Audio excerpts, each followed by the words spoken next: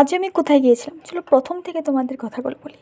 আজ বিকেলে আমি এসেছি পুকুর পাড়ে, এসে দেখি আমার এখানে দাদা পুকুর থেকে শামুক তুলছে। এখানে আমার জামা দাঁড়িয়ে আছে, আর এই দেখো আমার দাদা পুকুর থেকে শামুক তুলছে। এই পুকুরে প্রচুর শামুক আছে, এখান থেকে অনেক মানুষ শামুক তুলে বিক্রি করে।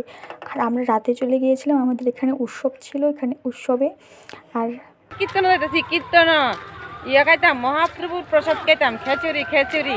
আর জিনিস কিনাকাটা কিনুম, কিছু পানি বিডি বানান লাগে, সাপ, ভালুকের মাথা।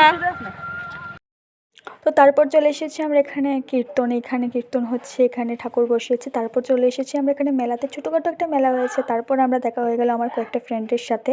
এখানে ফ্রেন্ড দেখো, এই যে আমার একটা ফ্রেন্ড, আর এটা হচ্ছে ফ্রেন্ডের বোন বলতে পারো। তারপর এখানে হচ্ছে আমার আরেকটা ফ্রেন্ড, উনি লজ্জা পাচ্ছে, তো তারপর হঠাৎ করে তো তারপর এখানে আমরা সবাই মিলে গল্প করছি। আর এখানে দেখো কী যেন একটা ওরা কিনেছে, কিনে আকাশ সন্ধ্যাবেলা লাইট হলে আকাশের দিকে দেয়, আর তারপর নিচে চলে আসে। আমি এটা বলতে পারি এটার নাম কি। আর এখানে আমরা সবাই এখানে গল্প গুজব করছি, আর আমরা যেখানে যাবো গল্প হবে না সেটা তো হতেই পারে না।